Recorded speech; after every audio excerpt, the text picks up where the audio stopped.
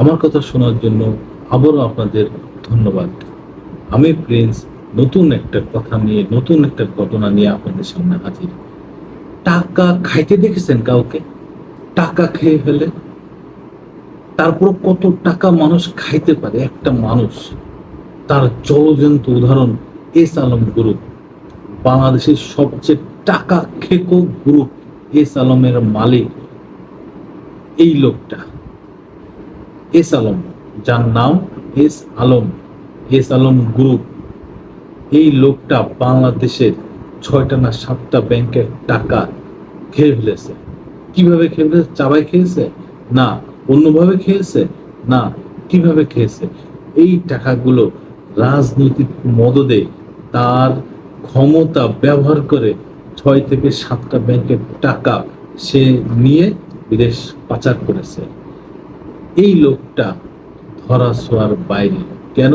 সে শেখ হাসিনার স্নেহধন্য, শেখ হাসিনার মদদে সে এত টাকা এই বাংলাদেশ থেকে পাচার করেছে।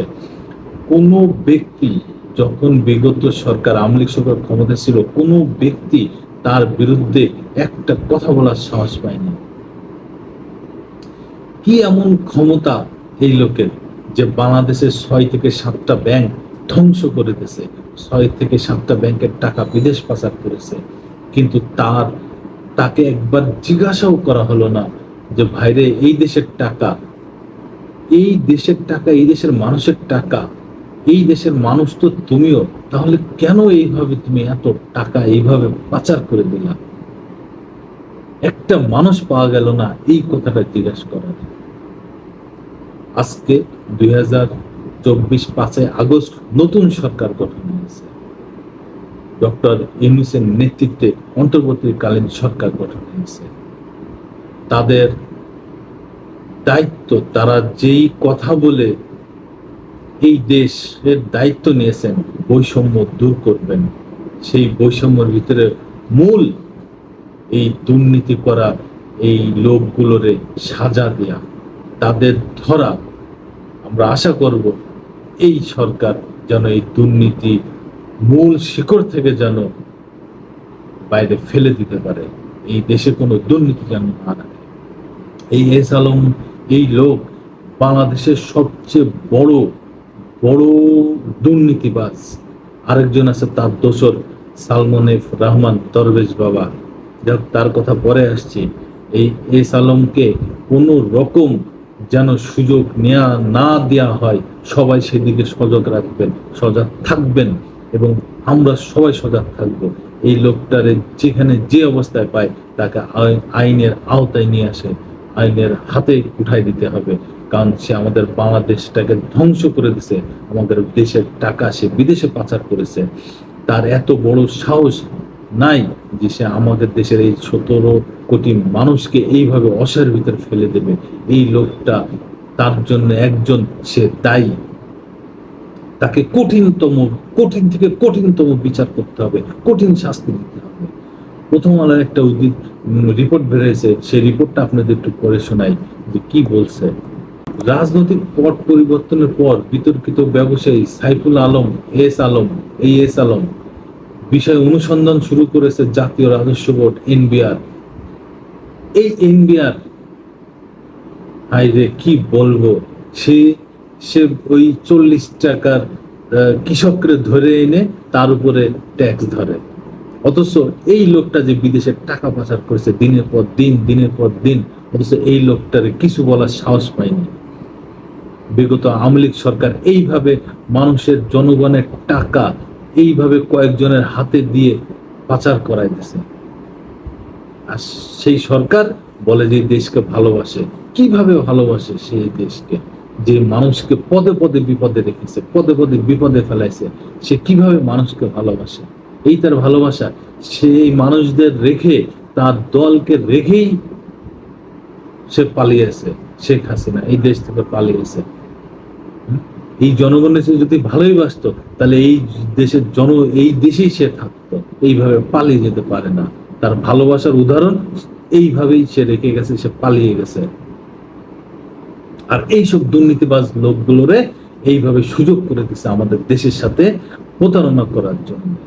সংস্থাটির আয়কর বিভাগ সাইফুল আলম ও তার পরিবারের সদস্যদের ব্যাংক হিসাব তলব করেছে।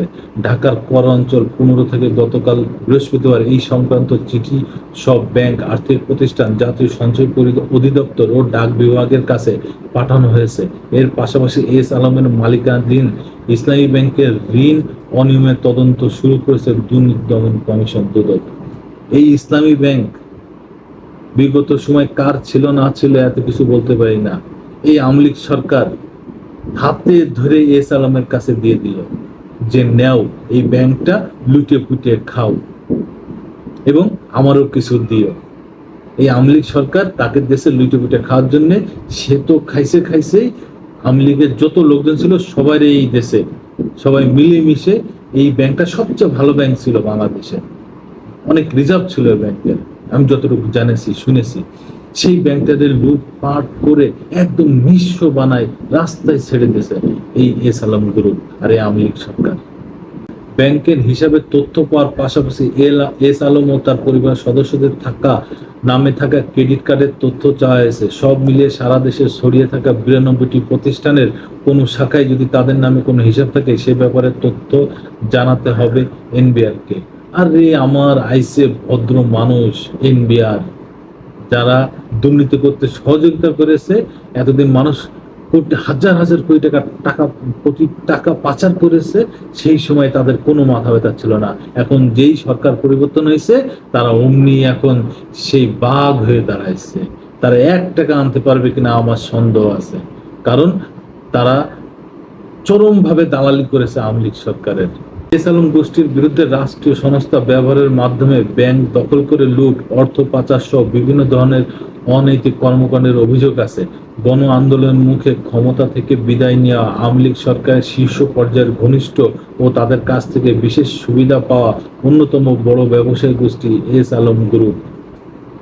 এস আলমের নিয়ন্ত্রণে রয়েছে ইসলামী ব্যাংক। শুনে দেখেন, বুঝে দেখেন কি অবস্থা করে তারা ব্যাংকে। কয়টা ব্যাংক তার নিয়ন্ত্রণে? ইসলামী ব্যাংক, সোশ্যাল ইসলামী ব্যাংক, ফার্স্ট সিকিউরিটি ইসলামী ব্যাংক, ইউনিয়ন ব্যাংক, গ্লোবাল ইসলামী ব্যাংক, কমার্স ব্যাংক সহ একাধিক আর্থিক প্রতিষ্ঠান ও বীমা। জানা গেছে আওয়ামী লীগ সরকারের পতনের পর এস আলম পরিবারের সদস্যদের পাশাপাশি গ্রুপটি অনেক কর্মচারীও দেশ ছেড়েছেন। কর অঞ্চল 15 সূত্রে জানা গেছে সাইফুল আলম, তার স্ত্রী ফারজানা পারভিন, মা চেমনারা বেগম ও ভাই আব্দুল্লাহ হাসানের ব্যাংক হিসাব তলব করা হয়েছে। পাশাপাশি তাদের মা বাবা, স্ত্রী, ছেলে মেয়ে বা বোনের যৌথ নামে অথবা ব্যবসা প্রতিষ্ঠানের নামে থাকা ব্যাংক হিসাবে তথ্য তলব করা হয়েছে। ফলে কার্যত এস আলম সহ তার পরিবারের বেশিরভাগ সদস্যদের ব্যাংক হিসাবের তথ্য চেয়ে পাঠিয়েছে এনবিআর। আলোচিত সমালোচিত এই ব্যবসায়ী সব ভাইয়ের ব্যাংক হিসাবও তলবের তালিকায় পড়েছে। এখন সব তলব করে যে অ্যাকাউন্টগুলো আছে 92টা অ্যাকাউন্ট, সেই অ্যাকাউন্টে হয়তো 10 টাকা, 20 টাকা, 30,000, 50,000 টাকা আছে। বাদ বাকি যে হাজার কোটি টাকা, এই 6-7টা ব্যাংক খালি করে দিয়েছে। এই টাকা বাংলাদেশের 1 টাকাও নেই। গত আওয়ামী লীগ সরকার থাকাকালীনই সে পাচার করে দিয়েছে। এটা বিভিন্ন পত্রপত্রিকায় আসছে, টিভি নিউজে আসছে। তাহলে এখন এইসব তলব করে কি পাবে? তলব করার দরকার ওই লোকটারে, এই লোকটারে ধরার দরকার। পৃথিবীর যেখানেই থাকুক না কেন তারে বাংলাদেশে ফিরায় আনার দরকার, এনে তার কাছ থেকে এই টাকা উদ্ধার করার দরকার।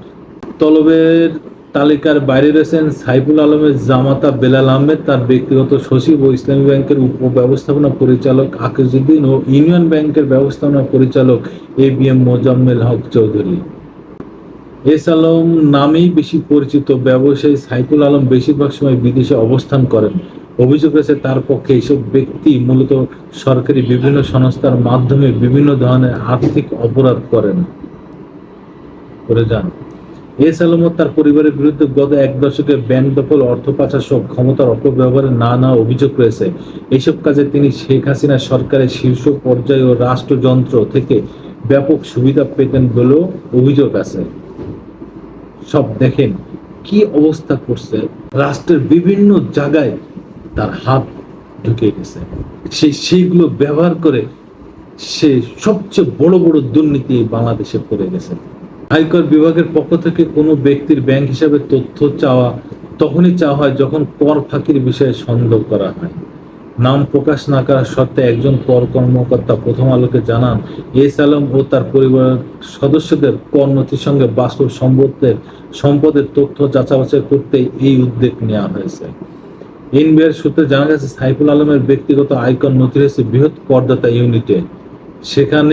সেখান থেকেও তার বিভিন্ন প্রতিষ্ঠানে থাকা আর্থিক হিসাবের যাবতীয় তথ্য চাওয়ার প্রক্রিয়া চলছে।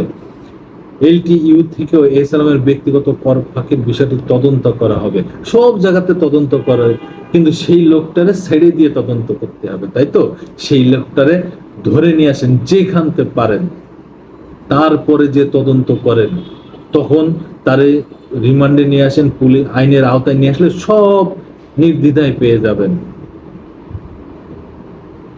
এত বড় বড় দুর্নীতিবাজরা এইভাবে ছেড়ে দিন না আপনারা, তাহলে বাংলাদেশ এইভাবে একদম তলানিতে চলে গেছে, সেই জায়গাতে আরো তলানিতে চলে যাবে এইসব দুর্নীতিবাজ যদি আইনের আওতায় না আনা হয়। ধন্যবাদ।